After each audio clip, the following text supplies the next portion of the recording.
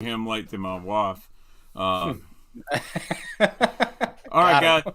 it. What's up, guys? Welcome to Baitman Live. It is Tuesday night before Thanksgiving, and so we got a special cross stream promotion. However, we want some great guys in the industry. I love being on the Serious Angler podcast and stream, so I figured I would invite them on here. Got Captain Andrew Full, and then I got Bailey, the kayak expert, over here. So Bailey, Andrew, welcome. Thanks, man. Yeah, man. It's Yeah, awesome we, to we be might here. not be able to. Yeah, we might not be able to hear Andy much tonight, but You it's sound really healthy, Andrew. Oh, I am dying, but we are here. It's been a couple weeks in the full household, so pardon my voice. Yeah. gosh, Well, dude, it sounds like straight up emphysema over there. It's not emphysema, I know that for a fact, but yeah, it's rough. I'm used to having this loud, like booming voice, and here I am, all raspy and like toned down and low. Gosh, dang. yeah. If I actually did any kind of post production editing, I would probably have to filter your voice a little bit. Yeah, I would imagine it's bad. Right. So yes, Thanksgiving is in 2 days. So I want to wish everybody a happy Thanksgiving. I'm actually going to try to stream Thanksgiving night. We want to talk Black Friday stuff like that. So this is a bait channel. We're going to talk some baits, but if you guys need to go ahead and plug any Black Friday deals, go ahead right now. Are you talking for us or are you talking people in the comments? Yeah, for you guys. For you guys. We got a couple things going on. Hobie Eyewear Sure. is doing one right now that's buy one, get one 15%, buy two, get 25, three, 35% till the end of the year. That's pretty cool. Omni is going to have stuff starting on the 25th, running for Right. 4 days straight. I can't remember specifically off my head what those were, but Seagar line is like 35% off or something crazy. I do Yeah. know that one off the top of my head. And then Do It Molds is running a bunch of different things right now. Yeah, I People saw take that. advantage. I got some do it mode stuff over here. I can pan the camera. Got me a little lead Oh, pot there we right go. there. And I pour me a little jigs every now and then. They sent that to me. Good people. I actually streamed first time I used that thing. I'm surprised I didn't burn the bait room down, but it worked out pretty good. It was Do you have ventilated. like a? Oh, I was gonna ask. Yeah, so I got a big door right here. So just open the door and turn a fan on. It sends it all outside. To be healthy for Nice. the neighbors. But yeah, so Omnia is running a sale. I know Tackle Warehouse sale is actually live, believe it or not. If you're an email subscriber, you can save 20%. Some stuff's marked down even more. Whoa, Rick Klun in the chat. Holy cow. Hey, Are you serious? Wow. If that's wow, the real Evening. Rick, if that is the real Rick Klun, we uh, made it, boys. yeah, I don't know what to That's say. awesome. Rick Klun, you're a legend. And if you're in this stream, then I feel really honored. Yeah. Do you want to see some baits, Rick, that's got your name on them? Because I got some right behind me. Sensei. But yeah, so guys, do me a favor. Use the Tackle Warehouse link. It's in my Instagram. It's in the description if you decide to order from there. Go ahead and give a warning. They get slammed on Black Friday. So if the website crashes or your shipping's delayed, it's going to happen. And then 6 Cents is running a huge sale. 25% off. Use the code BF25. You get 25% off anything, I think, other than Casey's Customs. And then Waterlands sunglasses. If you like the Hobies, go get you some Hobies. I like the Waterlands. They're doing, I think, 30% off.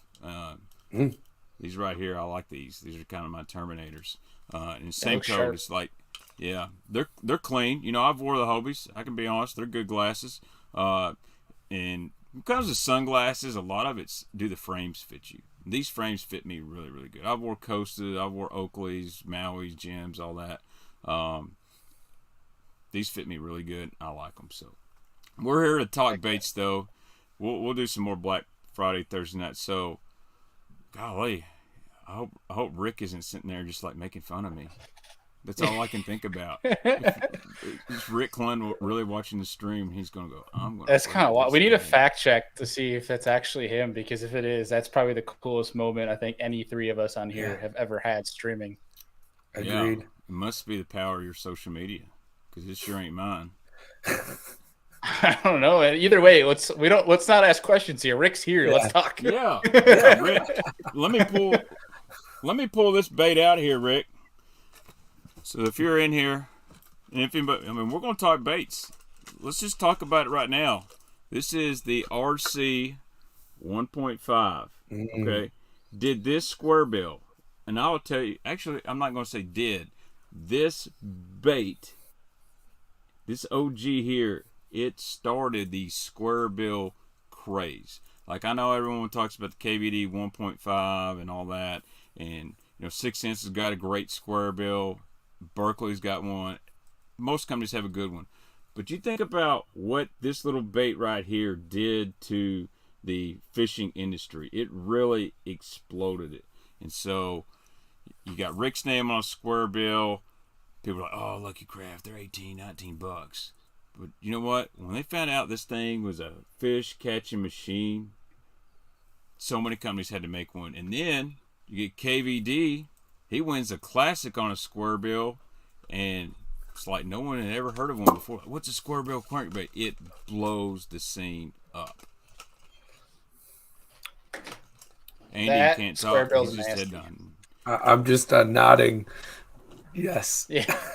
Was that a blue back or was that a purple back? I couldn't tell with the light. Lavender shad, I believe it's the color. They actually call it purple shad. Purple shad. I was close. Yeah, I'm lavender, purple, blurple, whatever. Blurple. This is just a simple color. I fish with it quite a bit. I've got some that I actually fish with when I do go fishing. But it's just it's simple. I mean, I'm a purple guy, so I don't care if it was purple and green. I'd probably bought it, but it's one of those colors I'd already caught fish on. And I believe I had a subscriber say, "Hey, I got 2 brand new in the pack," and he ended up sending it to me. They also made one that's a white with a green back. That's a really, really good one. Very similar to like an old Bomber Flat A. The Mark Davis one had that green back. Yeah, I've got that, but just gonna let you guys know, if you do find these, if you slide in my DMs, I'll offer you some money, but you can get a pretty penny for the RC 1.5. Now, there was also another company. Dude, like, I'll show you something right now. I got this in the mail. You saw it on Instagram. So I have a love-hate relationship with these Instagram reels. So I'll make something silly like opening a box of jerk baits. Cool box, lots of cool jerk baits. Dude, it's got like 10,000 views. I put up some cool swim bait like this guy right here. This is worth more. I paid more for this than that whole box is. This is a Lancotti Psycho Gill. These are really hard to get. It's about a 3-month. It's about a 3-month wait on this guy. That's $150. Why the purple? What's the theory behind the purple? Was it a night bait? No, I just well, to be honest, he asked me what color I wanted, and I said something with some purple in it, and this is what I got. Okay. So I guess I could throw it at night, but I don't. So I fish this like a wake bait. You can crank it down. Obviously, it's a pretty big bait. I mean, it's big, it's meaty. That's what she said, but it. So I don't know how much the bass is really going to look at this and go, "Oh man, that doesn't look just like a bluegill." I think he's just kind of going to see the bottom contrast. And here on the TVA, a lot of our gills actually get like a purple haze to it. So yeah. And I might want to throw it at night, but dude, these things. When the guy that makes his name's Joey Lanciotti, he's from, I believe, New Hampshire, maybe. I could be wrong. He's up north guy, and dude, people resell them for like $300, $400, $500. Good. But I had one. I sold it. I got one of those offers you just can't refuse. And then this summer, I was like, man, I really wish I had that thing. So, I think it's sick.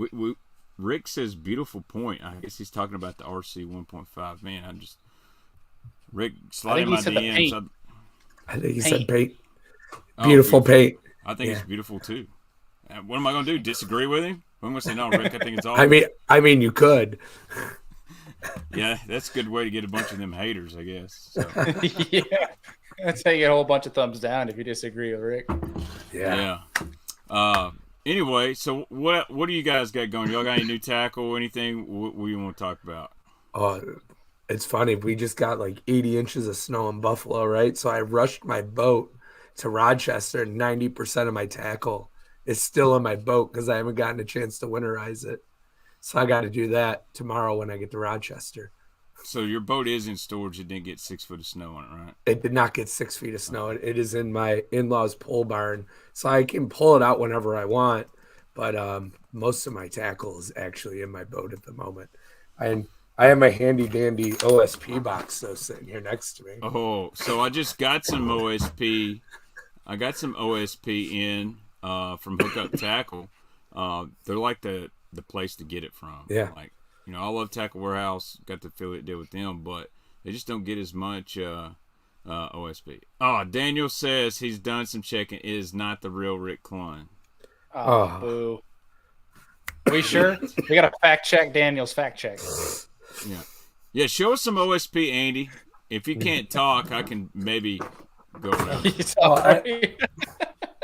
Your puppet. And I got some other stuff in there too. I got a Depth Evoke 2.0 in here. So have you thrown the Evoke much? I have a little bit, not a ton, but a little bit. It thumps really hard. I haven't caught a fish on it yet, though, to be honest. But it's got a good wide, like hard thumping action to it. But I've caught more on the MR OSP mid runner. That one's got some teeth marks on it, bud. A couple, not too many. So what is it about that that bait right there? It's smallmouth.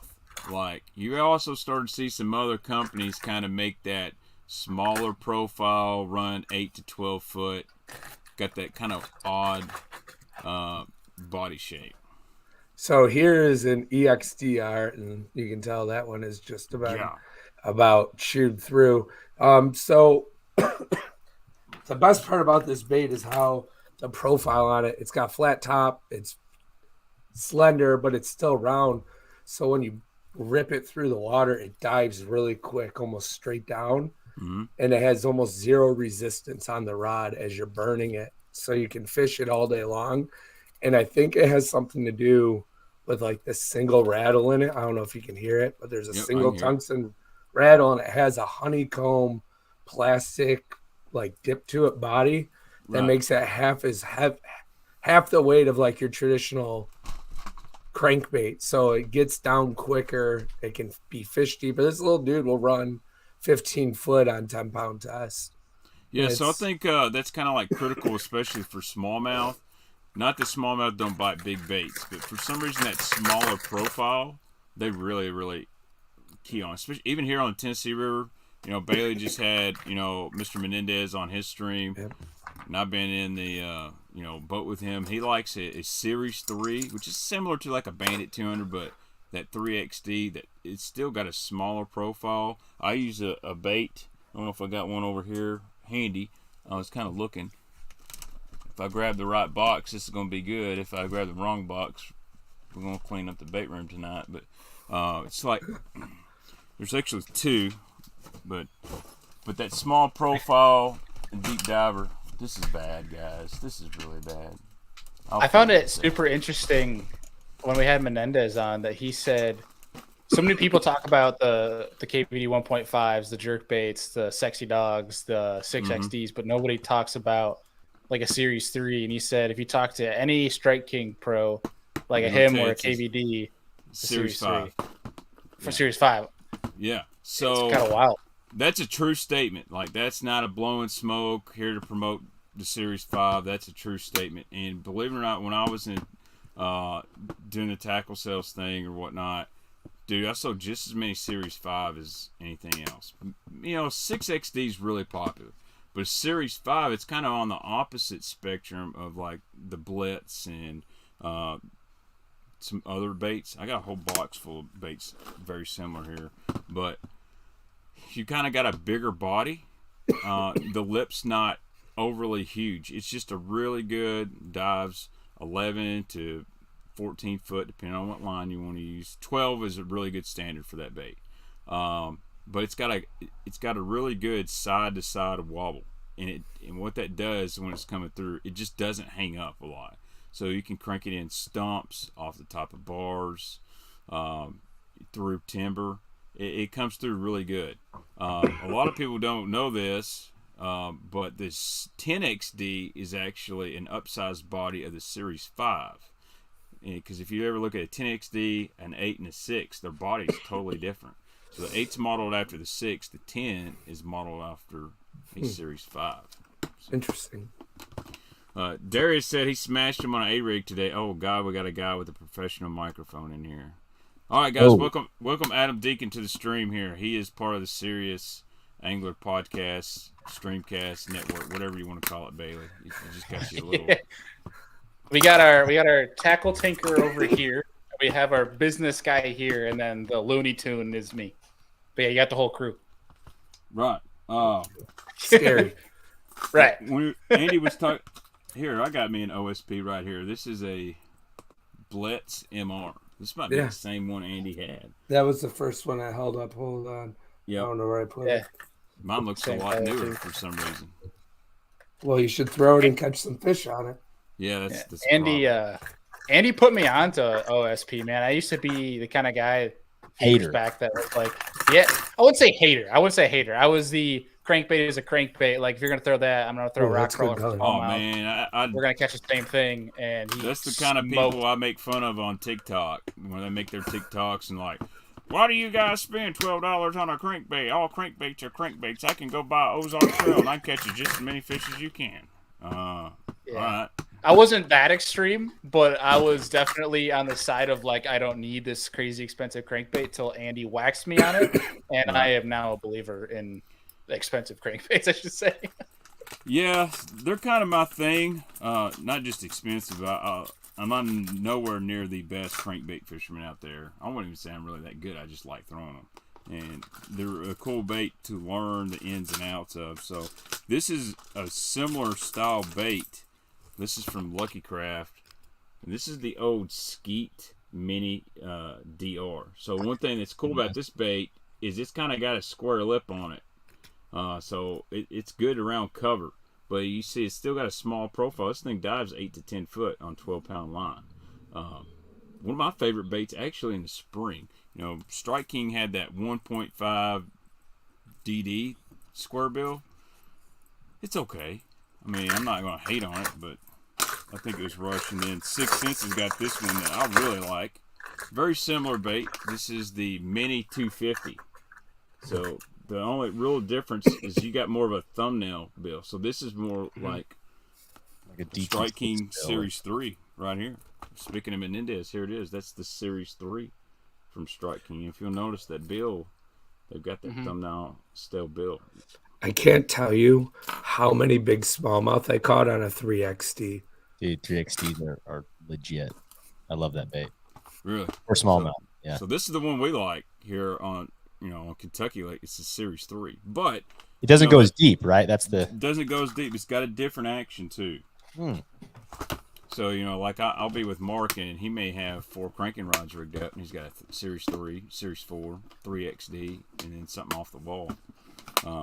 But this little box here, man, it gets a lot of play. These baits right here, I got some WeRs, I got some Norman little ends, stuff like that.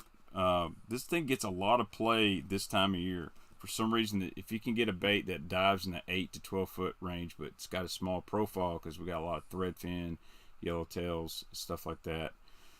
It's the same style profile. Plus, it's it's not hard to find that stuff. Right. All right. Yeah, we don't have too much of that thin bait up here. A lot of our stuff is like alewives. So like your DTs, your like a Series 5, that type of style, like from a profile standpoint, at least up here in the Northeast, does really well. I go to chat here real quick. Chat's getting wild. I like that. First, we got a $5 make you holla from Hunter Nixon. Hunter, what's up, man? He says, if I could catch a bass on one technique, the rest of my life would be a square bill. Nothing like getting a square bill bite. I love a cranking bite, period. All right, so let's just ask y'all the question. If you could get one bite on any bait out there, we'll run the round table. I'm going to have Deacon go first because he's been quiet as hell over there with all his. He's got all these trophies in the background trying to freaking. Nice flex, bud. First time on the stream, you flex all them trophies. That's exactly right.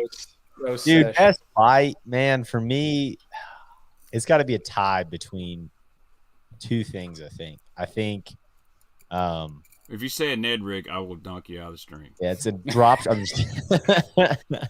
No, I mean, to me, it's going to be a football jig, like a big football jig. Right. Deep, just baseball bat. I love that feeling. And then the other one is not when it's like a jerkbait bite where it's slow and you just feel like a tick, but like when it's an all-out smallmouth jerkbait just beat down, and I mean your rod just bends over.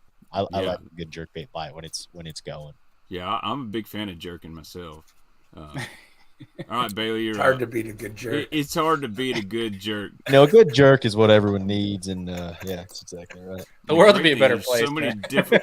The great thing is there's so many videos on YouTube how to do it, but you can just kind of find out for yourself what works. Yeah, that's right. That's right. Man, I'm gonna have to go. I swear I've been asked this probably 5 times the past month. My answer is always different. Depends how I feel in the day. But I'm gonna go blade bait. Blade bait. That's Doing a fun. blade bait. Really?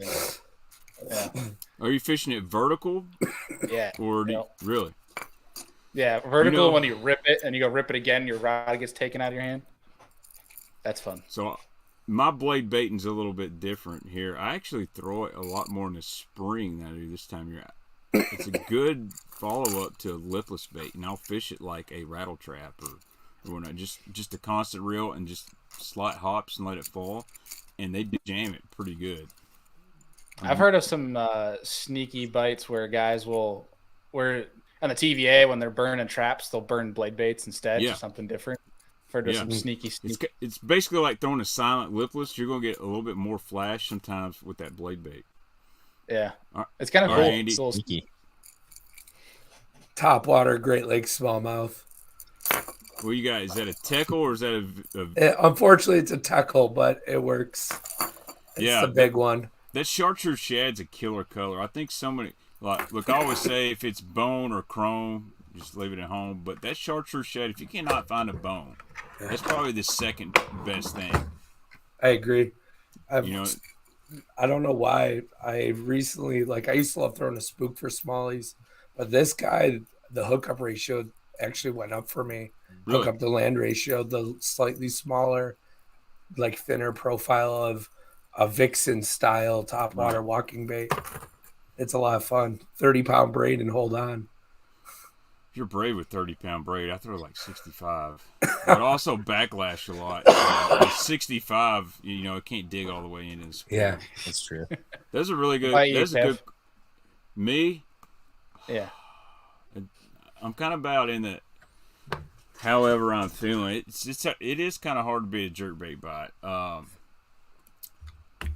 Whatever they're biting. You know what? Actually, whatever they're biting is really good. Actually, when they eat the Magnum spoon, and you're throwing that big ass spoon, and you're dropping it down, back in the day when we had schools of more than 3 fish, where there's 4, those big 4 and 5 pounders want to fight over it, dude. They just knock the slack in your line so hard, and sometimes you get a big flathead catfish. So when you laid into it, oh god, yeah, best catfish. I got a question. All right, go ahead. I got a question, and on the topic of spoons, because I love throwing a spoon, whether it's a small jigging spoon to big floater spoon. But I saw some people trying to start this conversation, and I don't know my feelings on it yet. But there was a conversation, I think it was after Pickwick, about this whole purposely using forward-facing sonar to try to snag fish with a big spoon. Do you guys have any thoughts on this? If it's actually a thing or people kind of reaching for that? I had some conversations with the guys that were there. Just stayed with them at Champlain on some of that stuff. And I think it's reaching to some extent. I mean, don't get me wrong. You can see them, right? I think if you've got a pile of hooks on something or a snagging hook in itself, maybe, but I don't know. I feel, I don't know. I guess I haven't, in my experience, I haven't done a bunch with the real big spoons, right? With big treble. I don't know how easy that would be, but I've tried to snag fish with a spoon before. I mean, I have flat out tried, and it's hard, at least with a small jigging spoon, unless it's like a 40-pound buffalo. I've snagged a couple of those on purpose on live scope, and it's worked for sure.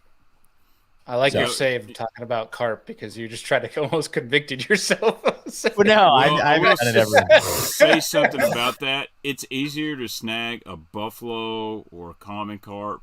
They just sit.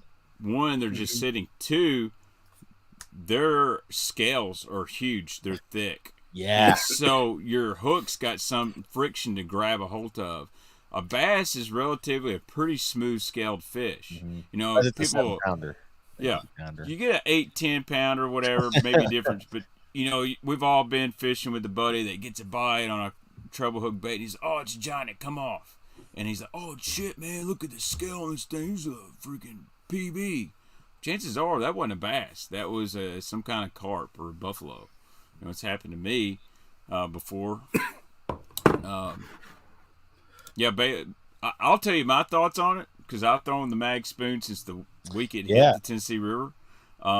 You snag a lot of fish on it, not on purpose. I think Right. It's been going on for a long time. Matter of fact, several years ago, the former tournament director of FLW, Bill Taylor, got up at a tournament meeting and said, I know you guys are throwing that big spoon, and if you're snagging bass with it on purpose, I'm going to ban it.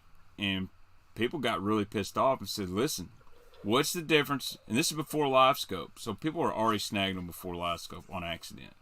So how are you going to ban a spoon, even if you put an assist hook or a treble up top? How are you going to ban a spoon, but you're not going to ban a jerk bait? You're going to not burn a crankbait? Because as many fish as you catch in the mouth on the crankbait, you hit them in the head, especially this time of year. And in the spring, you get a lot of swappers. Jerkbait, I mean, those fish are notorious, especially smallmouth. They're not trying to eat it. They'll go up there just to kill it. And they're hooked outside the mouth. You know, spots, man. Spots are real bad at that. Just like, So, and also the cone angle. John Cruz did an excellent video about this. He said how hard it actually is to hit on top of a fish. So you'd have to be the world's best Bassmaster casting kid to just, there's a single out there and I'm going to throw a spoon and snag it. Maybe if they're stacked up right underneath of you where you just drop it through the pile, maybe. But if you're actually casting to a target, it's really, really hard to hit. and then how do you justify, like, I don't know. And again, I mean, dude, I've seen some incredible people on live scope in person. It's just like, wow. Like, I mean, I feel like I'm decent at it and can hit fish really well, but a lot of that's like, man, I'm fishing a lot of clear water where it's like, I know that fish is, you know, going 5 feet to it, right? Versus I'm dropping it on his head.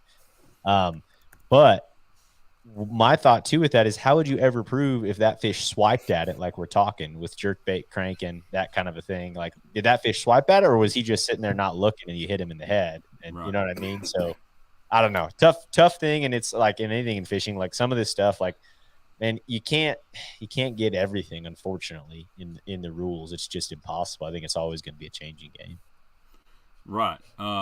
And so if you guys remember when Zaldane caught that fish on a line through swimbait at Pickwick, you know, people were like, oh, he wasn't hooked in the mouth. He snagged it on live scope. Believe it or not, I mean, he hooked it in the butthole. I'm not going to lie. But I've done that. There's something, those fish will knock a swimbait around, or I don't understand it. I've hooked one on a bass tricks with a top hook, and it was in the butthole. And I'm like, how in the world does that happen? I think what happens is you're fishing, and your line comes across that fish on accident, and so the bait, that line kind of comes down, that bait hits that fish, and it spins, and all of a sudden that hook just boom.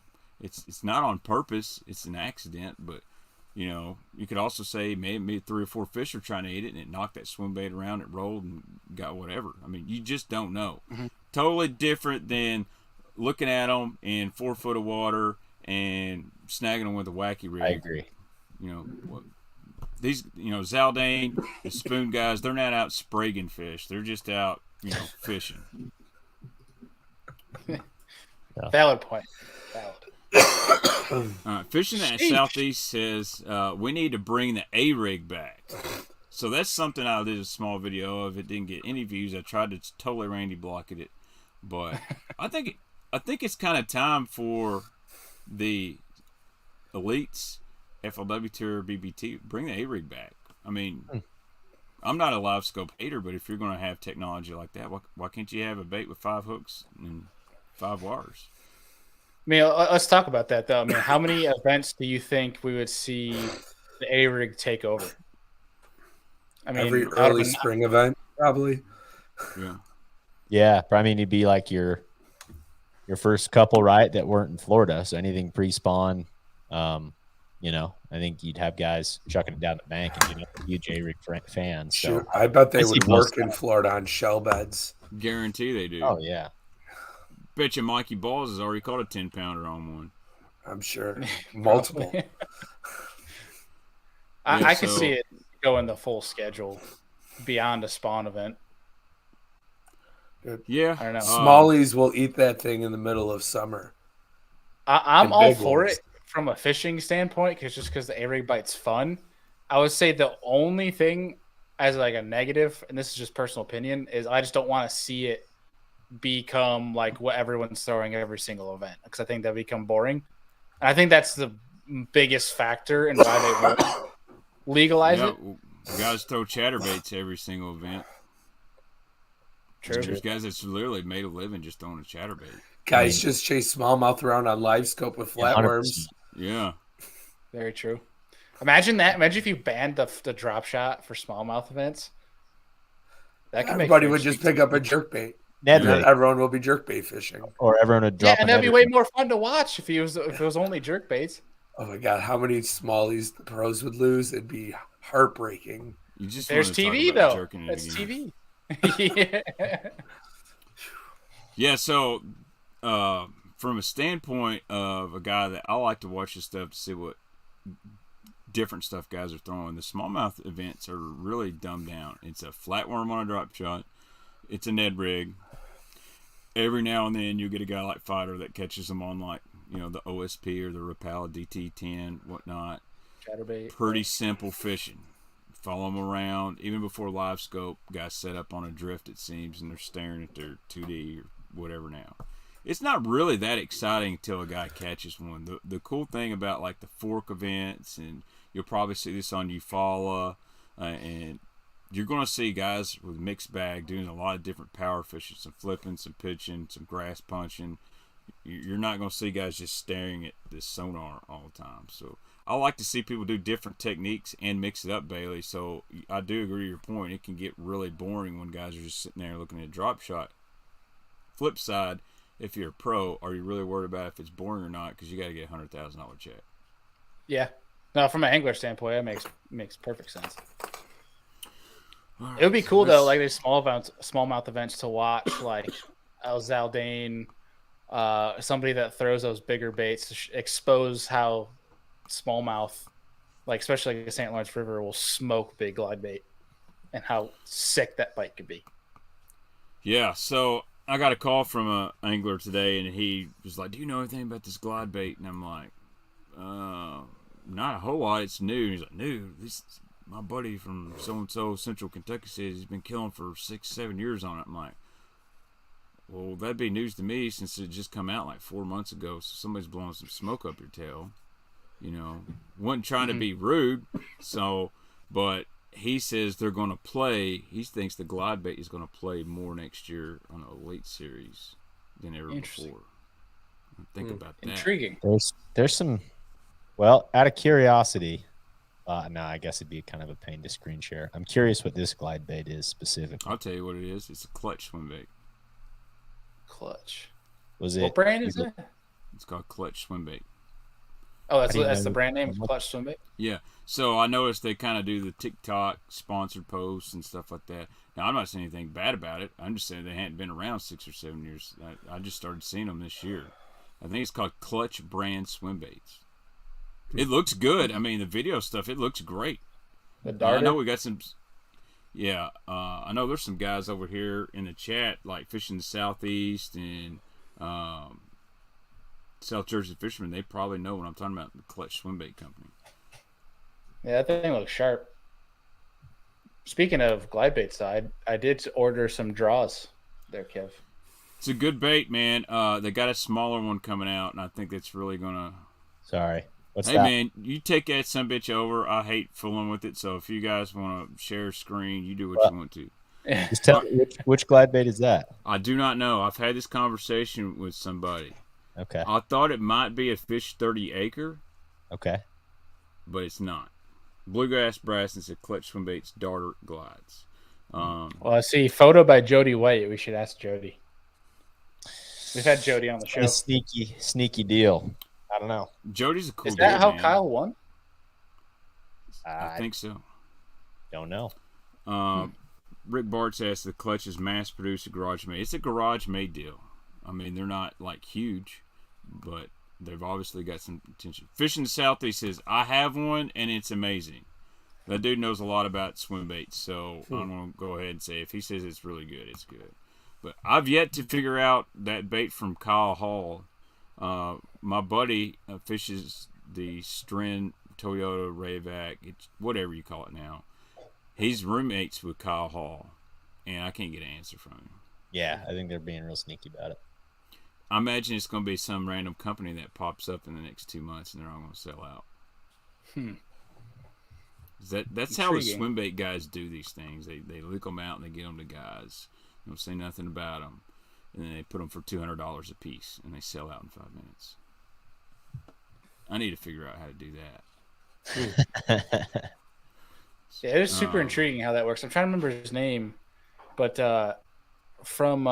he's friends with the Bass U Boys. He fishes a lot of like the lower Pennsylvania, New Jersey lakes. He makes some custom swim baits that are just nasty. I'm trying to remember his name. Yeah, I know exactly what you're talking about. Yeah, I think Byron Childers posts some of his stuff. I don't want to say, I'd say Doc Rat, but I don't think that's it. It's I could find it on here, I'm sure. Yeah, I'm trying to remember. It's not a huge deal. I'm just trying to remember what the heck it was because he makes some nasty swim baits. Yeah.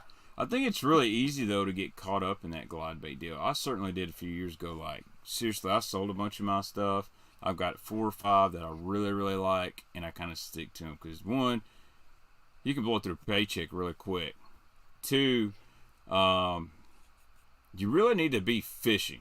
Like, and I don't mean just fishing. I mean, if you're going to fish a glide, you need to learn one. So you've got to actually fish one and figure out what they're doing instead of trying to buy this magic glide bait. You need to just stick with one. Like, if you can buy an S-Waver, fish it for a full day and figure out the ins and outs and what's it do when you slow reel it versus, that quick response.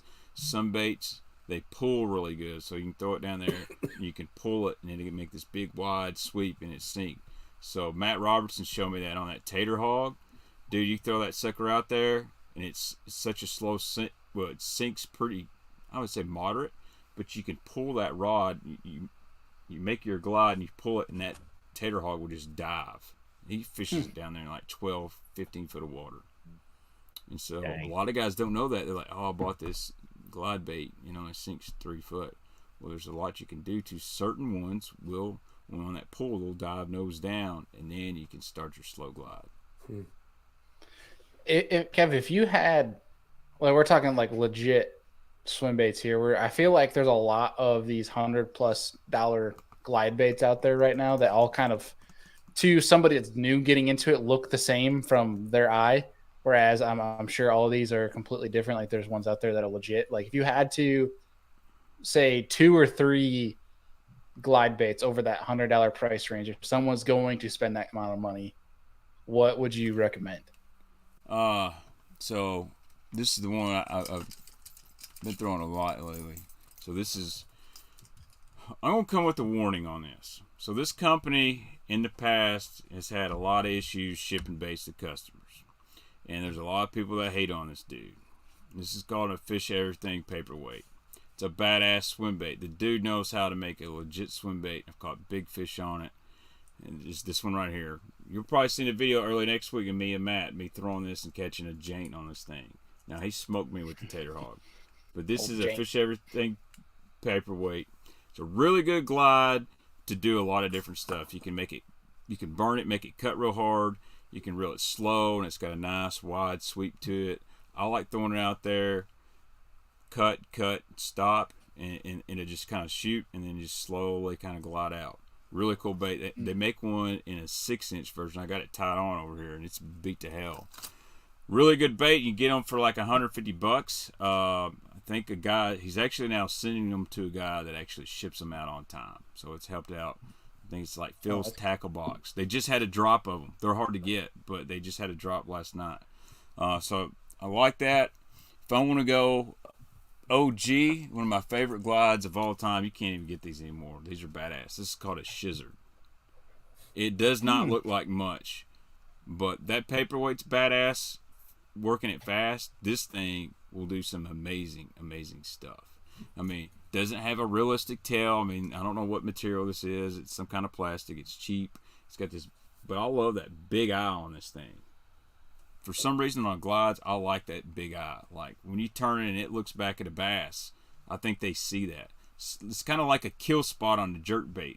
A lot of those OG guys, they'll swear that on a jerkbait, if you take a Sharpie and draw that black dot on there, those bass see that, and that's what they go for. And I think on these glides, that big eye on there, there's something to it. But this Shizzard is really good. I think Mikey Balls has got some videos on his channel. I actually sent him one about 2 years ago. He couldn't find one. I happen to have one, and I sent it to him. So that's I think when they sold them, they were $95, nothing crazy. And then honestly, you know, the 6 cents draw, yeah, it's $70. It's a good bait. Like, I can do a lot of different things with it. My one tip was sometimes the treble on some of these glides. If your treble hook or split ring is not big enough, it won't allow that back hook to swing. And sometimes the treble will wrap around the back of your glide. So adjust your split ring size. That way it can swing all the way around and you're not having to reel it in and fix it every time. Gotcha. It's a good tip. Yeah. Good tip. I mean, cheap stuff, S-Waver. Dude, Savage S-Waver, man. Dude, it's good. Savage Gear Shine Glide, they're $15-$16. They're really good. Shine glides. S-Waver is good. I feel like for if you're in a straight reel, I just have a hard time when I'm trying to twitch that thing. It kind of just goes all janky every now and then. Zach also, that's a cool point about that eyeball. I know Zach likes him some big eyeballs. Dude, I stumbled upon his TikTok the other day. That dude is wild. I love it. Zach's got a legendary TikTok. All right, I'm going to, what's up, Alumni Nathan, long-time subscriber. I also got to give a shout-out here to all the channel members that have joined in chat. Thank you guys so much for the support. And we'll have a channel member stream tomorrow night. So if you're not a member of the channel, you join. I like to get on my private rated R stream that only members.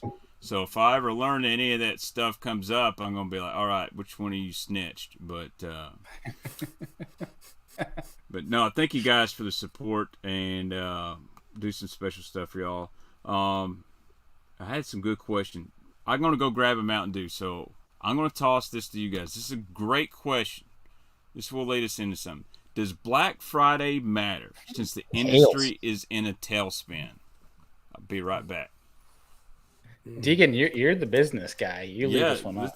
Dude, this is in the basketball. Let us know. Yeah, I mean, I definitely talk to a lot of folks that have companies in the industry, one of which, Bailey, next Monday on the Serious Angler podcast, guys, Business from the Bass Boat episode with Ryan Chuckle, founder of Gunpowder Media.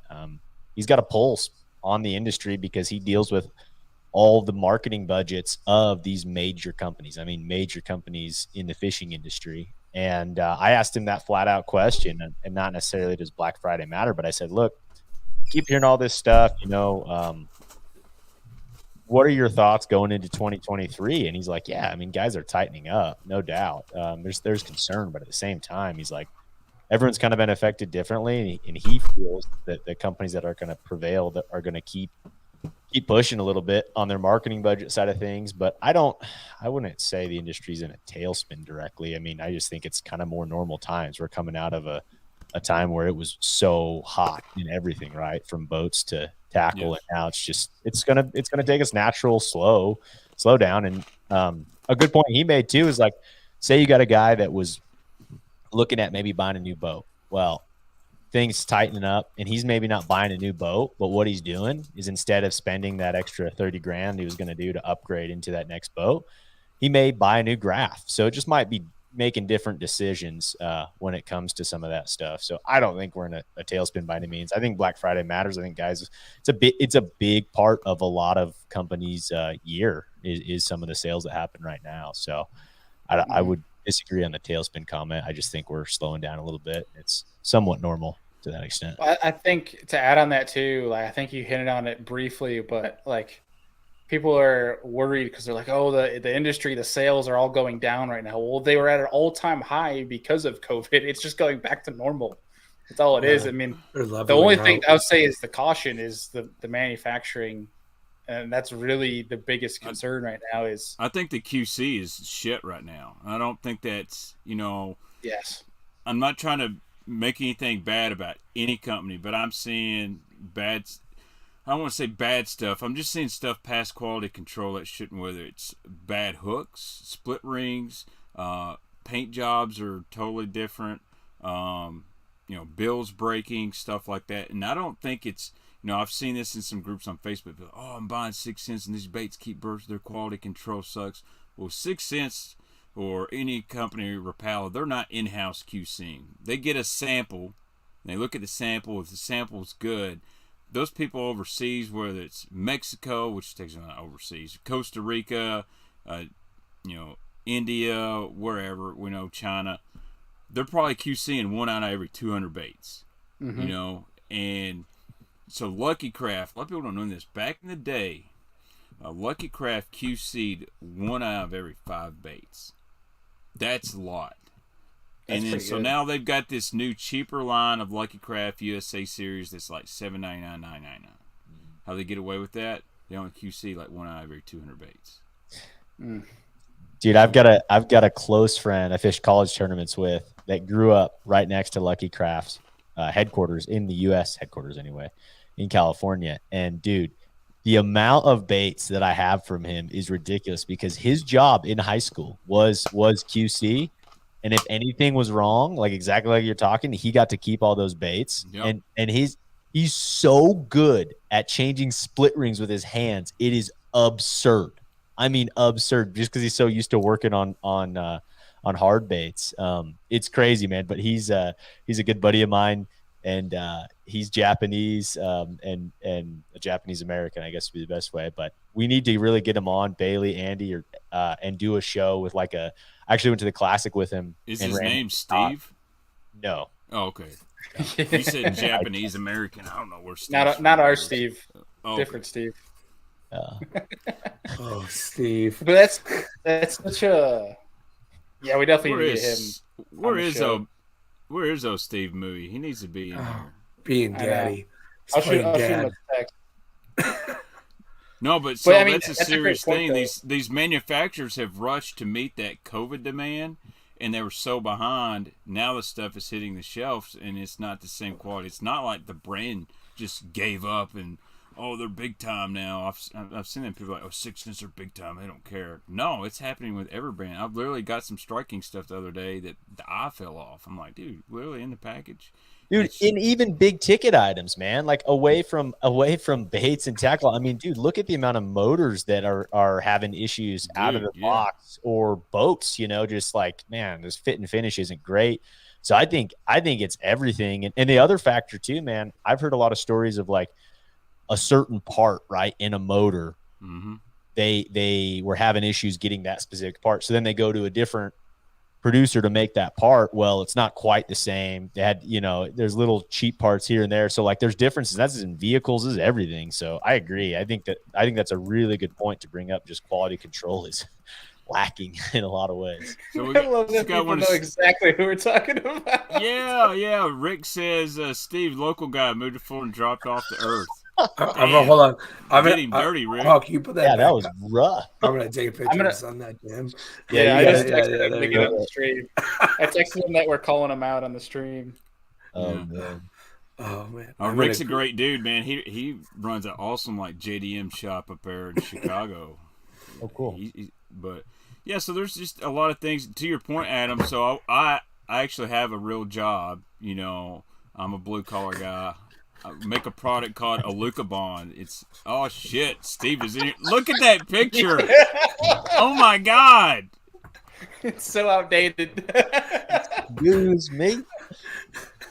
Wow. Oh gosh, He look kinda at looks like- that. He Under looks Armour like one turtleneck. ride, one reel. Jeez. Wow. But All it takes you know, is one so text. we get these coils of aluminum, and I'll run them through this giant multi-million-dollar paint machine. I paint this stuff, and then they put it together to form this product. But it's getting so hard getting like coils of aluminum. You know, we've outsourced to different places, and when you've got to paint 30,000 feet of coil to make a production order for a company that's building a skyscraper, and you get and then they got dents all in them. You can't paint that because it's crazy, man. When I first started, though, it wasn't as bad, but now that the demand and people say the economy is bad, and I'm not saying it's great or good, but there's still a demand in certain sectors of the market, whether it's fishing. I think the demand for trolling motors and outboards is really high right now. I don't know about baits, but there's been guys waiting to get an Ultrex or Garmin or Ghost for a long time. And as soon as someone's got them available, man, they go quick. Yeah. So I don't want to say the industry's dead. I think it's definitely on a down slope. But, that COVID year, and I talked about this last week with Pangrak, it was amazing for the industry. People that didn't even know what a fish was were going fishing because that's all they could do. So you had all these guys spending money on everything from your Strike King pond baits to guys get on YouTube how to throw a jerk bait, and they see Ben from the Hookup Tackle talking about this crazy stuff. So they're spending money there, and they're on Tackle Warehouse. Then they seeing Ben Milliken, and definitely not me, and throwing 6-cent stuff. So things going crazy. People are sitting at home on their phone all day, laptops, so they're seeing the influencers and stuff really working. Now that a lot of people had to go back to work, they're not getting bonus money. I'm not getting political either. It is what it is. I got free checks. I spent the shit out of it on fishing stuff. But those guys had to go back to work. You got Billy Joe Redneck over there in central eastern Kentucky that, man, I got me $2,500. I'm going to buy me a bunch of ugly sticks and buy all these baits on the internet. And he still ain't going back to work because he don't like working. But he ain't buying no fishing tackle anymore. So, I think it'd turn around. If your sales were down, and say you're someone like me, I'm in a position where I hate using the term influencer, but I work with companies, and at the end of the day, it's about selling stuff, and we don't ever want to hear, "Hey, man, your numbers were way down," but then when they say, "Well, that," you hear from other people, the industry was down 40 to 50%. Well, if you were down the same amount, you actually sold the same amount of stuff in the last year. It's just that you didn't, with the COVID year, it was just crazy. So that's how I feel about it. Yeah, I think the one thing right now, and we'll continue to go forward in the next 6 months and beyond, maybe, is like, if you're someone who's ever considered buying a used boat, I think there's some great opportunities right now. I like that. Someone said I'm an ambassador. I will wear the ambassador patch quite a bit. It's a badge. You should get a badge. Yeah. So, I think part of the deal of being an ambassador, influencer, pro staff guy, however you want, it's more than just posting on social media and, "Hey, man, buy this bait." Trust me, I do that. But I'll learn the baits. That way, if you run into that random guy says, "Hey, man, I like 6 cents. I've been thinking about ordering one that flat finesse 4 crankbaits," I could just lay it to him and say, "Hey, man, this is what it's about. This is what it does." Versus, "Yeah, man, go use my code." Yeah, I do that, but I can tell you about anything they make because I use it. And I think there's a lot of guys out there. I see it on TikTok. They're promoting something. They're trying to tell me about using a square bill crankbait. I'm like, dude, that's a coffin bill. That ain't a square bill. Andrew, do you have a link to that, Andy? No, I do not. Because I will put it in the description. You do not want to see the bottom of my feet. They are destroyed. That's that off season for a guide. That's what that is. Yeah. There's no off-season here. You'll never see me wear flip-flops in a fishing video if I make a fishing video. Because you're embarrassed or you just don't like how flip-flops feel? Oh, I used to wear them all the time. And then I got athlete's foot one time. It was not good. So let's just put it this way: I will not be selling feet pics. But if my wife will ever do a YouTube video with me, she will definitely be wearing some flip flops. All right. Here's a good question. It's actually directed to punch fishing, but I'm going to override that. Nathan wants to know, what do you like better, the SLX or the Tatula XT?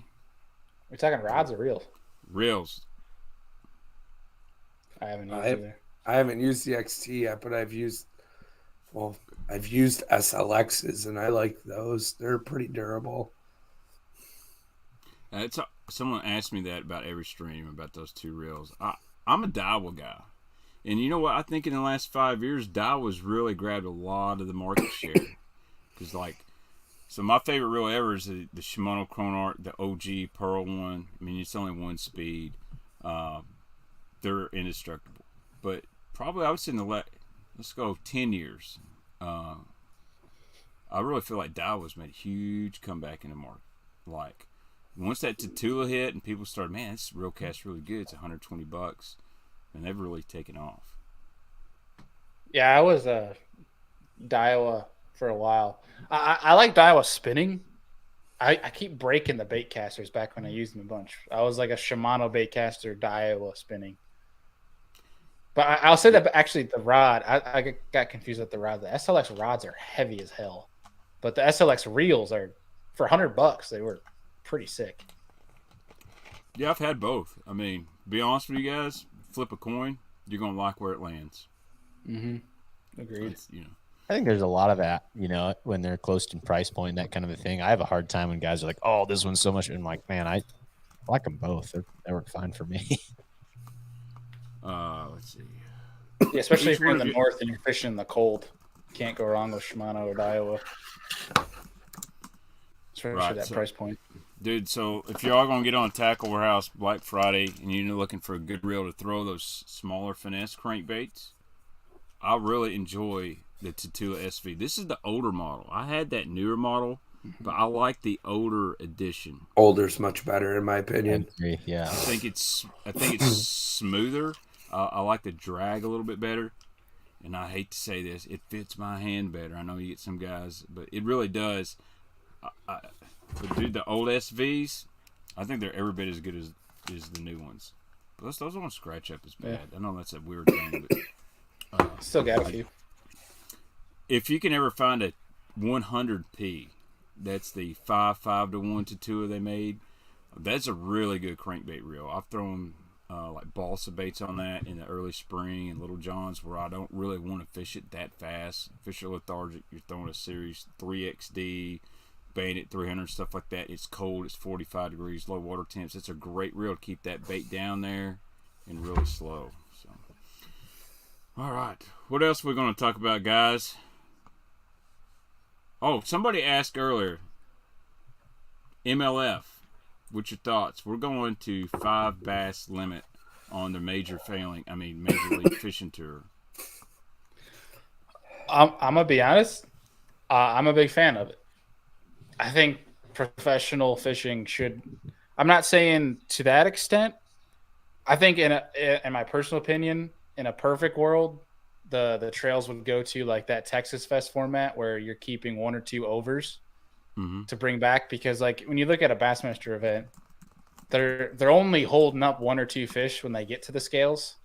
So you can kind of combine. I think they have a real opportunity there if they nail down on that. But I don't know. I'm a big fan of the conservation standpoint right now, especially because that's like I went to an ASA summit, which is a big kind of like industry insider type of event where you kind of get the inside scoop of where companies' minds are at, and in conservation is on the forefront of every single brand's priority list.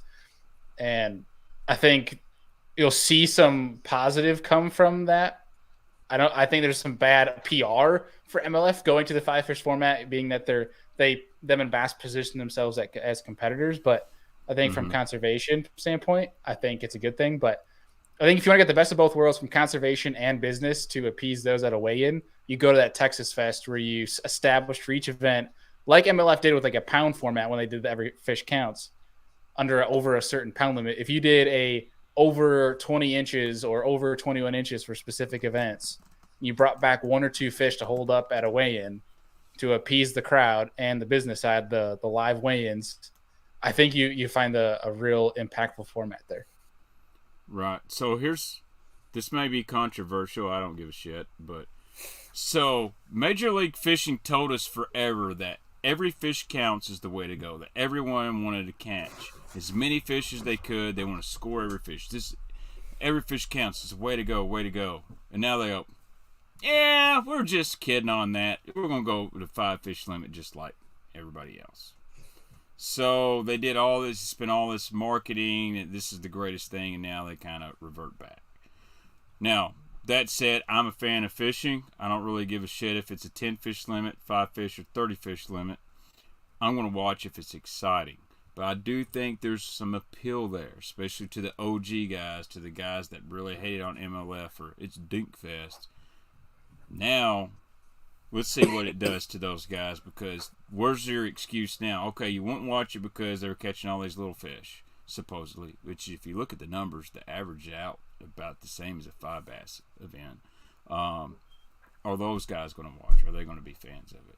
I'm interested in seeing guys fish different. I want to see Jacob Wheeler hunt 5-fish instead of find mega schools all the time.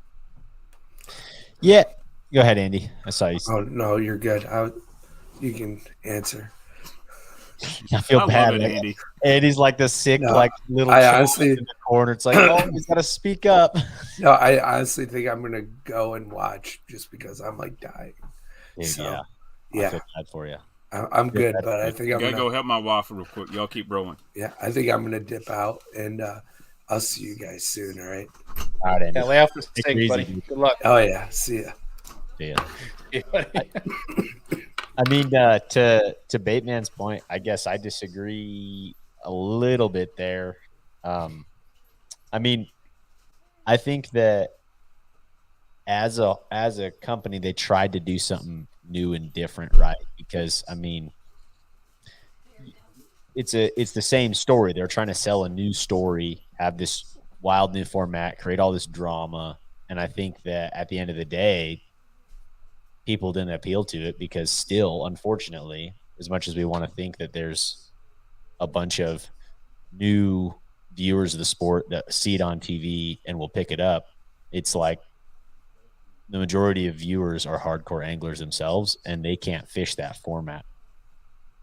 So when it gets down to a 5-fish format, I think there's more people who are going to be interested in it. But that's my thoughts. I think there's been some shady stuff there, and I think that at the end of the day, like, it's going to be a bad look no matter what. But I do think it's for the better. And I don't know. We'll see where it goes. I think it's good for the sport to have more coverage and stuff happening.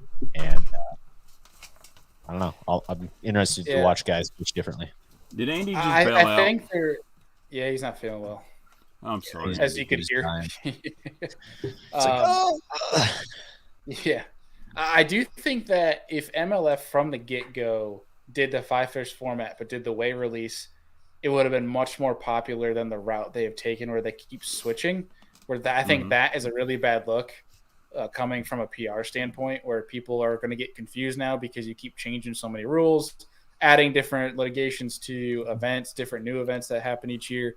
When you change so much, it's really hard to keep up with. That's why you hear about, especially from a media standpoint, of like consistency is everything. Where I think if from the get-go they did a 5-fish format, but it was weigh release, I think you would see it be much more popular than it is now, in my personal opinion.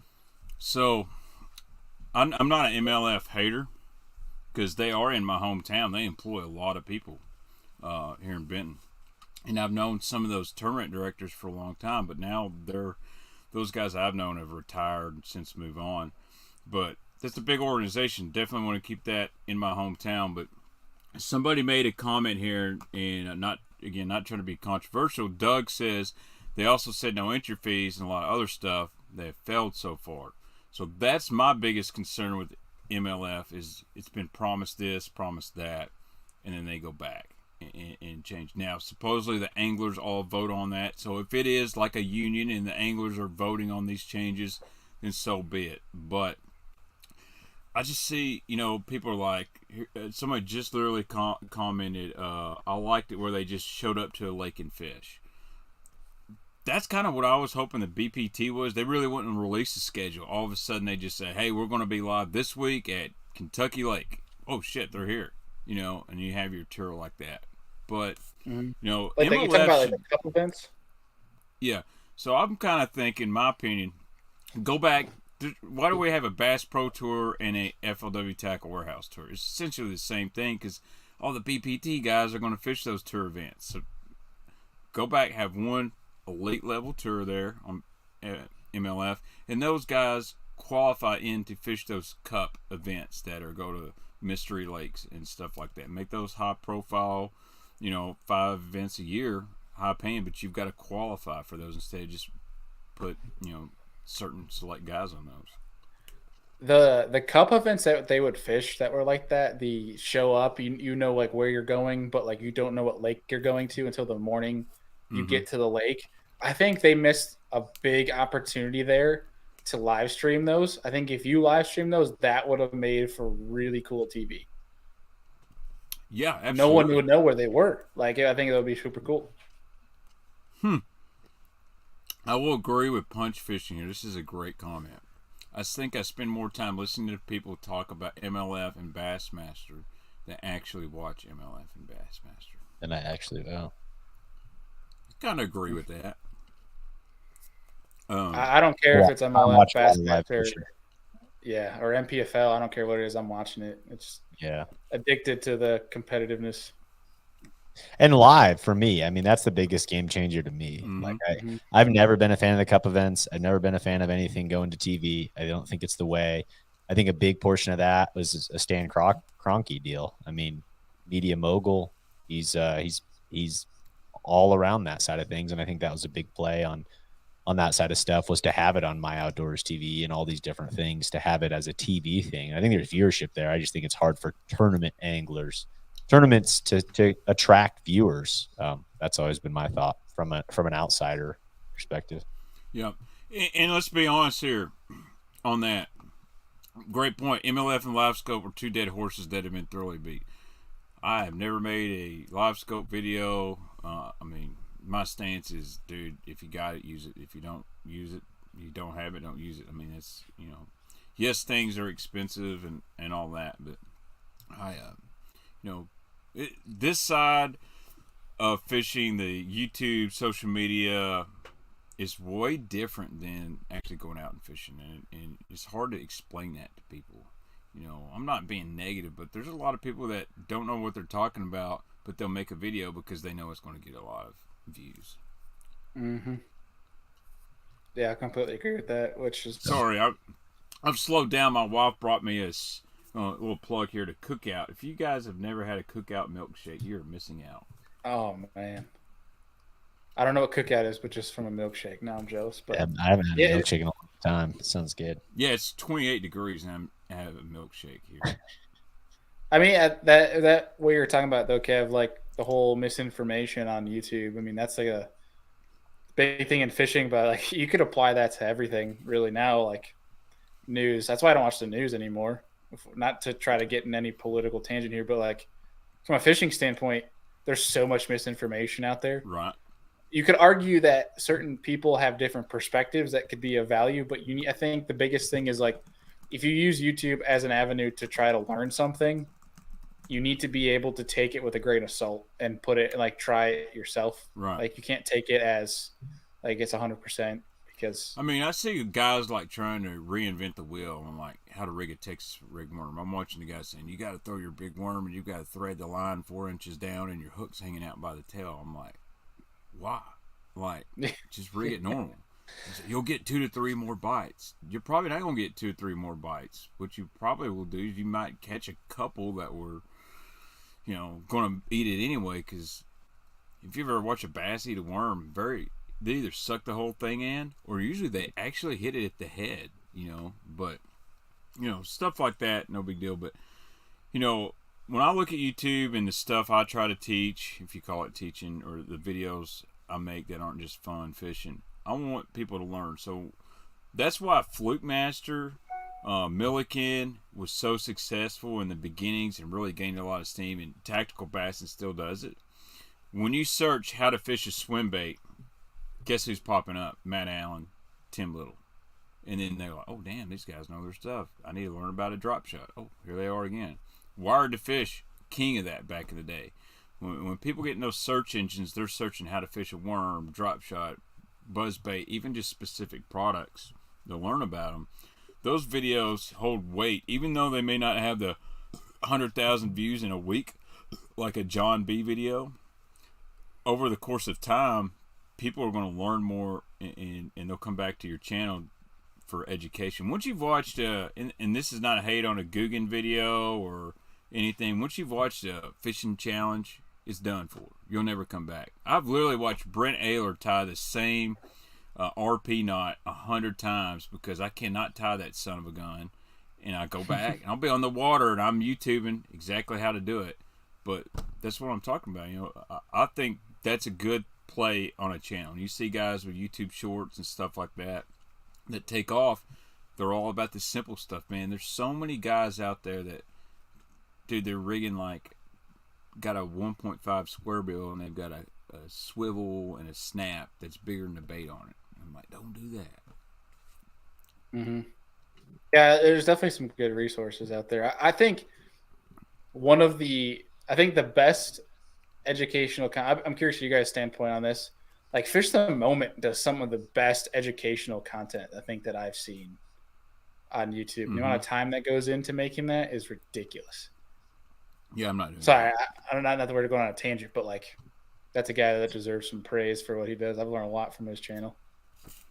Yeah, I'm definitely not. I mean, you guys are way more zoned into the YouTube space. I honestly, a lot of education stuff for me comes from podcasts. I just like being able to do things and not be just locked into a video on YouTube. I think there's plenty of stuff I do watch on YouTube, but no, I think at the end of the day, like with everything, I mean, you got to put what you can be book smart and learn all this stuff, but until you go out on the water and mess with stuff, like you kind of got to find your own way and how you want to do things on your own too. Like take it, like you said, with a grain of salt and go learn on your end too, because you got to have the knowledge, and YouTube's a great way to do that. And then go apply it.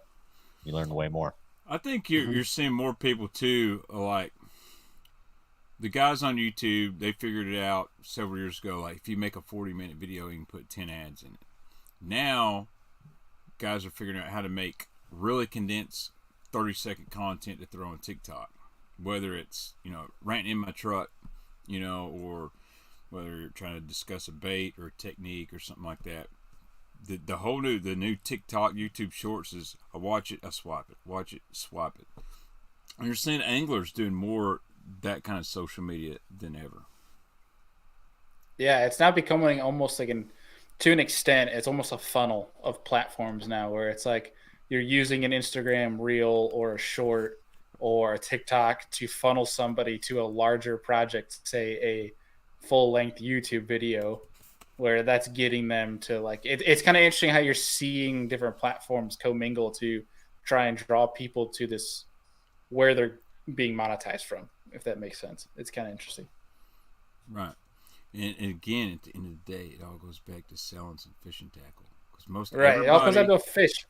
Everybody's either they're promoting a Berkeley, a Strike King, a 6 Sense, a Missile Baits, anything. They want to try to sell something for somebody. Because you know what? If you do a really good job, they're going to hand you a check, say, hey, man, great job. You just sold us $10,000 worth of jigs. Anyway, got anything else on your mind, Bailey? I got something here that's kind of been bothering me.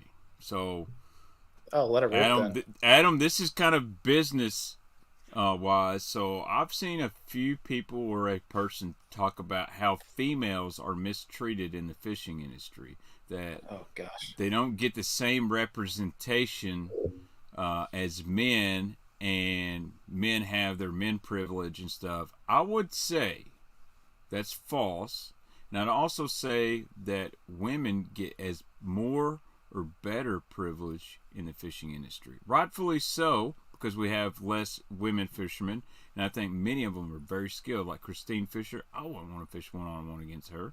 And she's awesome, but yeah, do you really? I feel like we're past the point of people thinking that women can't fish, and I don't think all women are sex symbols anymore. I think people are actually like, these women, they're good fishermen. And so it really gripes me when a woman is on there talking about, oh, we don't get the same stuff or blah, blah, blah. Straight up, if I wore a bikini and live stream talking about fishing baits, we'd have 10,000 people in here every night.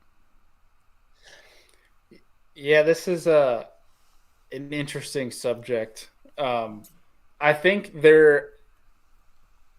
obviously we can't speak from a woman's perspective because we don't have a woman in here to speak from that perspective. Oh, you do? I'm identifying as one right now. Hey, we'll just switch names because I got the girl's name, so you can take that. I'm now bait. I think there's still probably a small traditional mindset in the fishing space that is like, you're a woman, that whole thing we're talking about. But I think I agree that we're definitely way past that, and I think that if you are a woman that is going the right route of things from a fishing standpoint, like a Christine Fisher does, there's a few more great examples out there, but there's not a lot. So I think if you're one of those, and I don't want to say come off as disrespectful, but I do think you have a greater advantage than the average angler that is on the same level. From the standpoint that companies are, like we talked about earlier, prioritizing conservation, they're prioritizing diversity. And that's like a thing, that's a trend that's not even just fishing, that's across the board for all industries right now. You have an advantage. Yeah, it just kind of gripe me. I mean, we're all in this together. Let's not try to, hey, your privilege is more than mine because whether you're, good-looking man or you're a good-looking woman or whatnot, that's life, man. So you open up any magazine, I'm not going to be on the cover when they say successful bait talkers. They're going to find somebody else. But I will argue that, like, take Christine, for example. So I think some folks, and the way we just talked about it, that they might have an advantage over the average male that there's majority of our percentages of in fishing right now. I would argue, though, that she's earning exactly what she's making, because think about how many new females she's getting into the sport, dude. So that's huge. Mm-hmm. Yeah, I mean, dude, my take on it, like, I'm not a woman, right? So I can't see that side. I see exactly what you're saying on both sides of this. I will say I've got a close friend that it works in the farm and ranch community, and is incredible with her job, right? And I would say that's more of an old school community than what we deal with. So, like, kind of on that side, like, I see some of the stuff she has to go through and hear about, like, some things where it's like, that's not really cool, and that's not she's not necessarily getting a fair shot because of who she is versus being a guy. So, like, I see some of that, and I could see that happening in the fishing industry, to be honest with you. But I think the vast majority in today's world, I hope anyway, like, I feel like people are more in that new school thought process. It's a huge advantage in my eyes to have women in the fishing industry. We need that. We need more of that. And I think it helps grow that stuff. Now, I don't think there's, and to your point, Baitman, like, to me, I've always thought that with life things, when it comes to finances or, anything, it's like, you can't dwell on what the cards you were dealt, right? You got to play the hand. And so that's been always my thought process with everything. And it's like, there's going to be people that are more gifted than you. There's going to be people that have it easier than you, and you gotta go with what you got, man. And that's for women. Yeah, so that kind of leads me on to this. You see so many guys that say, well, so-and-so's got money, or he's got life scope, and this and that. Dude, I'm over here, ain't even got a damn kayak, but I don't let that stop me from going fishing and having fun, you know what I mean? Like, you've got to play the cards you're dealt. Some guys, as many times I've been in the boat with them, they're not a good offshore fisherman. But you go shallow with them, and you're like, holy cow, you got good. Whereas me, I'm the opposite. Usually, if you take me shallow, I'm lost. You know, but you gotta. It's not just in life. It's more, you gotta fish your strengths. I like that point though, Deacon. I mean, I think the people that are spending all their time complaining about this exact topic of like, oh, women have this advantage, are the people that aren't working hard enough to try and get their keep. But just like you could put that energy towards a positive thing, right? Like if you're taking all this time and energy, I don't know. It's usually the louder ones you see that are spending too much time talking and not enough time working. You damn right. If it's and here I am ranting and raving about YouTube and all that. If I would actually get off my ass and upload some videos every now and then, I'd probably do better. But see, I mean, you're still working at it though. But like, at least somebody like you has the humility to admit something like that, where other people make excuses. Yeah, I mean, listen, guys known from day one. You come on my channel, I might stream every night for a week, and then you might not see me for a month. I mean, I got a real job. That's not a real excuse, because, dude, if you want to do YouTube or you want to fish full time, you better do it every day. You better be on the water. You better be learning something. Even like in the winter, like I'm talking to Menendez today, and we're just talking about his TV show stuff. Dude's got 3 boats right now. He's got his brand new Skeeter just arrived. They're putting electronics. He's got his one from last year. He's taking the wrap off and cleaning it up. And then he's got a 3rd boat. He's got old school Skeeter like ZX202 he bought for his son years ago. He's like, I'm putting new batteries in. I'm going to make this my river boat. And I'm like, dude, like, let me borrow that thing. I'm hurting for a boat right now. But I'll trade him a Hobie. But then he's like, he's telling me he's been talking to Seagar. He's been doing this with this sponsor. He's working this for a TV show. And he said, yeah, I just basically been in my garage doing all this stuff. He's really, really working, you know. And I think one thing that people don't understand about the pros is how much work they do verbally communicating with sponsors and contracts and trying to get the stuff for the next year. That's work. I don't like doing that stuff. I like just being able to call someone up, send them an email like, hey, man, we good for next year? All right, cool. I'll just take the same deal. I'm not going to negotiate nothing. Yeah, the ones I think that have realized that just because they're on a professional tour that they should automatically be getting paid a crap ton of money. Ones that have realized that, because it's not the same age as it used to be, are the ones that are doing well for themselves outside of just fishing tournaments. That fishing tournaments are just a bonus for them at this point. I mean, you think if you're a tournament angler, you're a businessman. Fishing is your business. Yeah, you're a sole proprietor, and this is your job, man. It's your. If you're going to be a successful entrepreneur, are you going to work the bare minimum 25 hours a week, or are you going to work 100 hours a week? I know what I'm going to do. I'm busting my ass as much as I can. I'm going to, because at the end of the day, that's the only way you're going to succeed and make more money. Yeah, I mean, there's the thing I like about entrepreneurship and anything like that, or if you're independent contracting versus like a W-2 employee, what I like about it. The one benefit that I see to it is it's the harder you work, you know, the more you get paid generally. I mean, to some extent, like what you put in is what you're going to get out of it. Right. And that doesn't necessarily mean dollars. You know what I mean? It's rewarding to see your own self succeed. You know what I mean? Whether if you're just working for somebody like I do, my normal job, it doesn't matter if I bust my ass for 10 hours or for 2 hours. I'm getting paid the same rate. Now they do give me bonuses, and I'm not saying there's some incentive there. I'll work hard. I like doing a good job.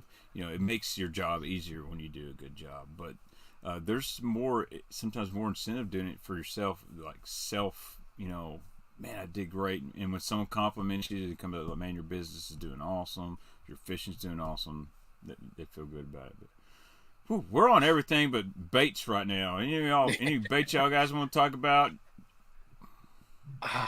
I really Y'all should got have any brought more into here, but You got the any only thing I secret got juice?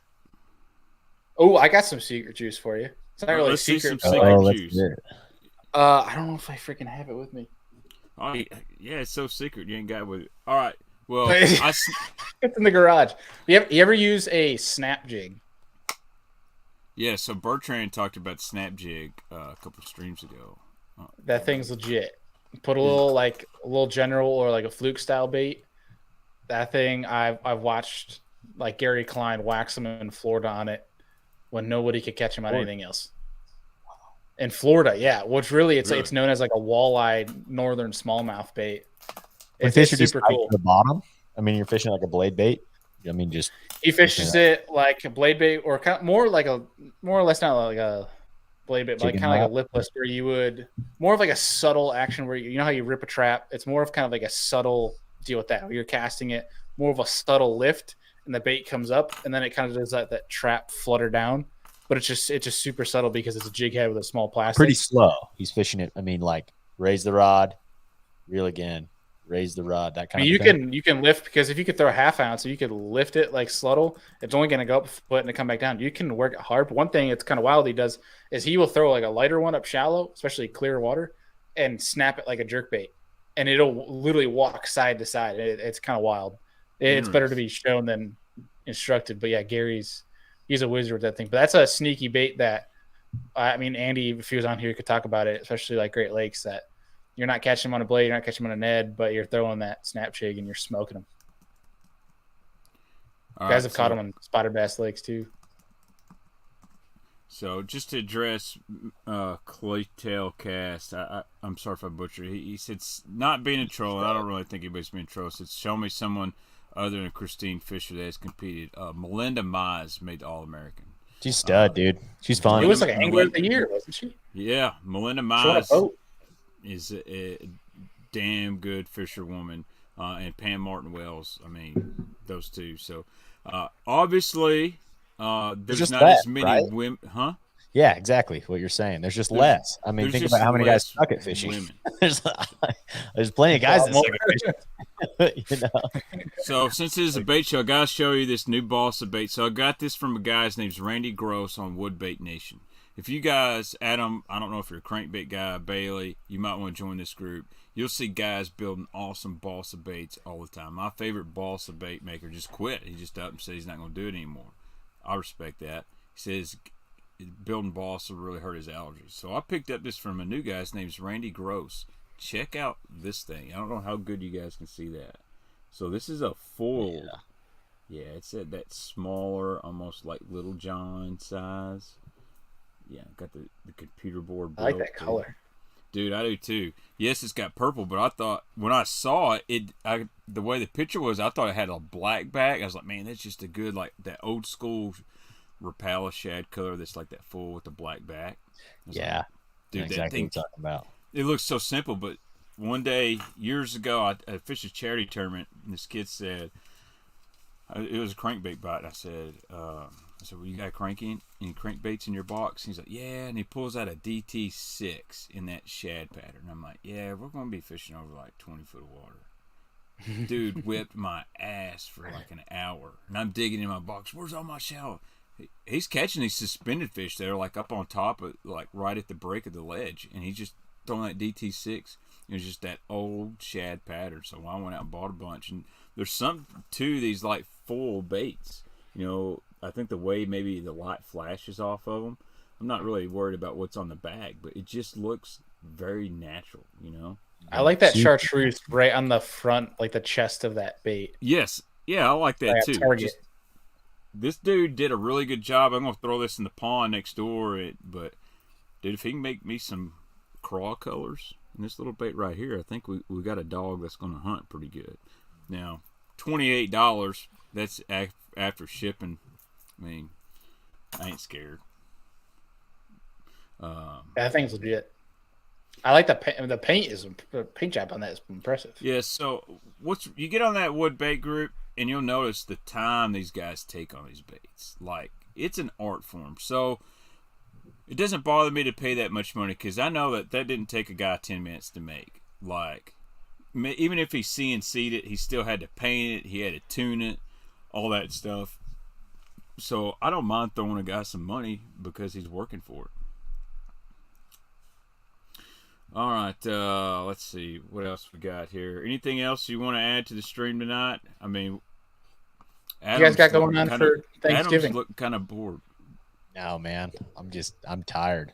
It's been a long Bro, week. I worked 16 hours yesterday, and I got the juju going. Look at you. I got up at 4 this morning, but no excuse. I was still working at 4:30.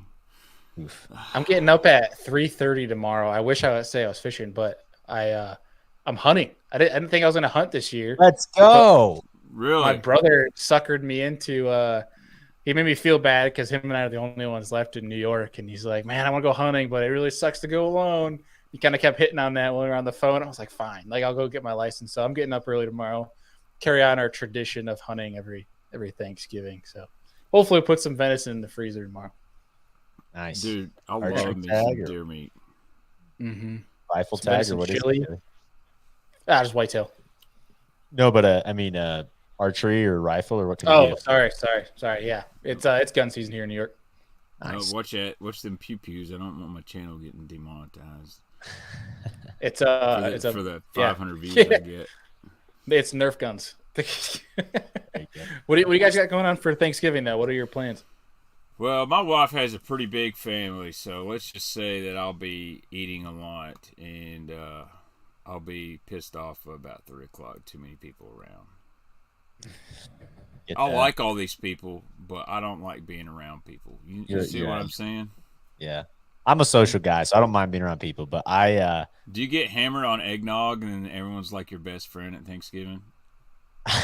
I'm not More the like a biggest Christmas thing. eggnog fan. Or whatever you're Yeah. drinking? But yeah, no, man. I mean, no, I have a good time. I'm just fam's in town here in Colorado, so should be good. Just a good time to see the family and that kind of a thing. Nothing too crazy.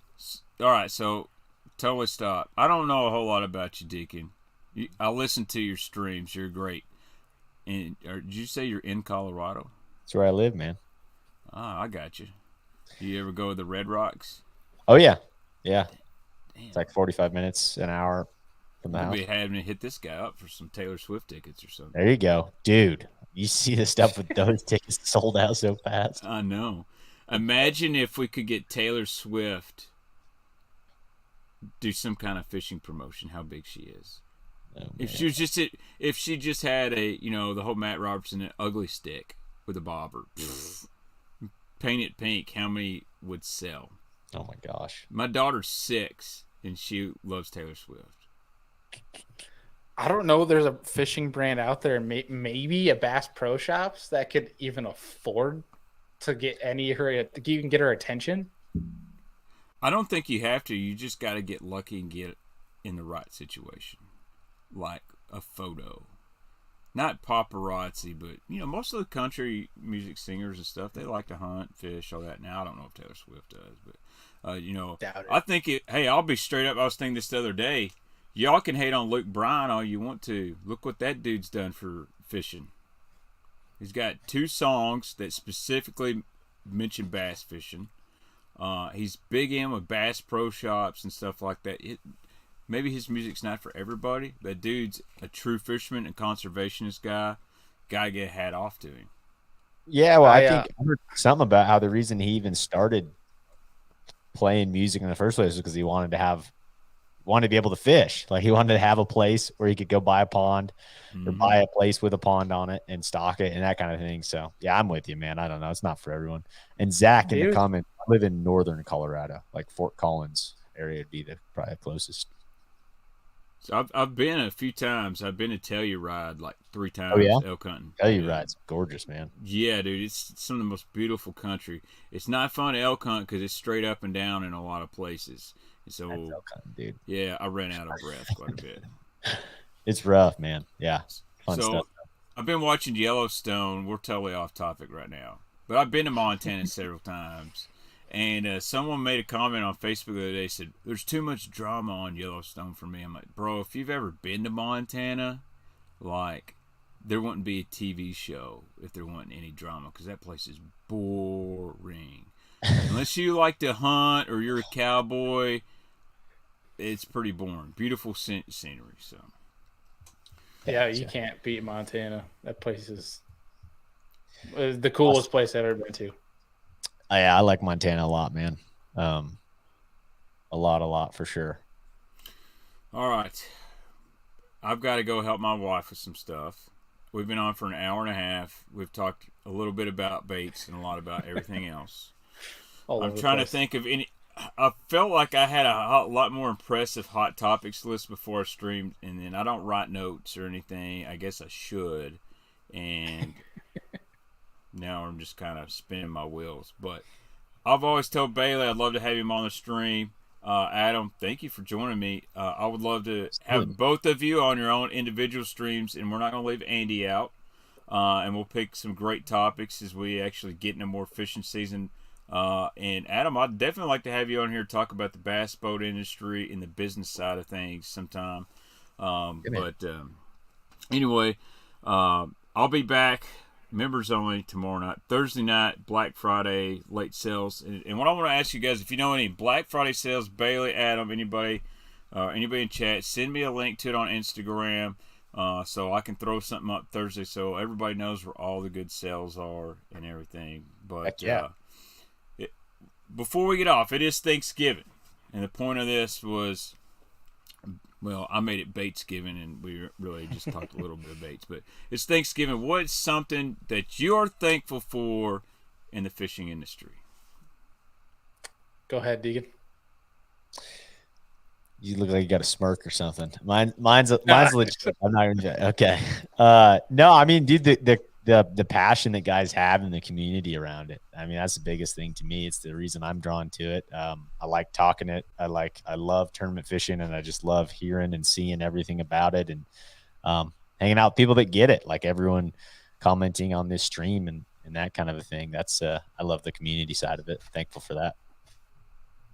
Yeah.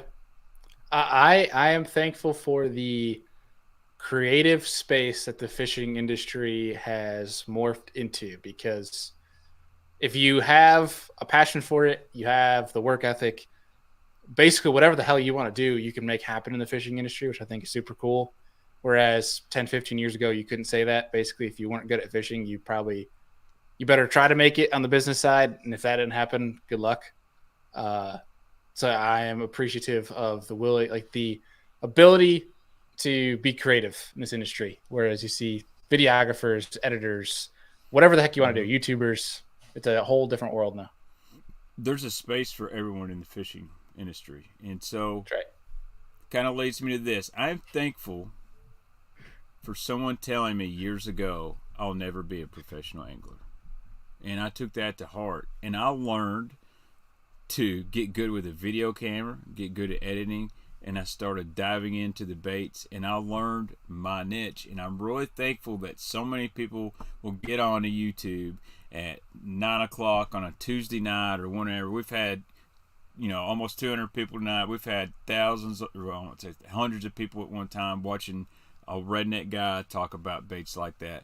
But I'm really thankful that I didn't take that advice the wrong way and didn't just stop what I was doing. I'd love to have been a professional in fishing, but sometimes you got to look at the big picture. And I think it worked out really good for me, and I've made some great friends. Bailey, I consider you a friend. Adam, we're now friends, whether you like it or not. You're on the stream. I'm with you, man. Heck yeah. And all the guys in chat. And always take something. When life hands you a lemon, make some lemonade. And I was thankful I was able to do that. So, hell yeah. Yeah, man. That'll wrap her up. Nice little moral. I'm going to preach to you guys a little bit, and I'm going to go to bed. But anyway, guys, thank you so much for joining Adam, Bailey. I appreciate y'all. I may play a little Warzone later. If y'all got Xbox tags, even chat, DM me. I might add you. But I'm just warning you guys, if you play Warzone with me, you better not record me and cancel me. It's going to be bad. So, thank you, Zach. Dude, I got to go fishing with Zach. You were talking about making some redneck content. I don't know if TikTok can handle that. So, But You anyway, need to get with Zach. he's a great dude. I'll get him on a stream. I don't know. We'll talk about some good old redneck stuff. But anyway, guys, y'all have a good evening. Thank you guys. Make sure you go over there and subscribe to Serious Angler on YouTube. Download his podcast. Eventually, I'll download these and make my own. But everyone have a happy and safe Thanksgiving. Thanks, Bailey, Adam, for joining me tonight, and thanks, Andy, if you're still listening. And screw you, Steve.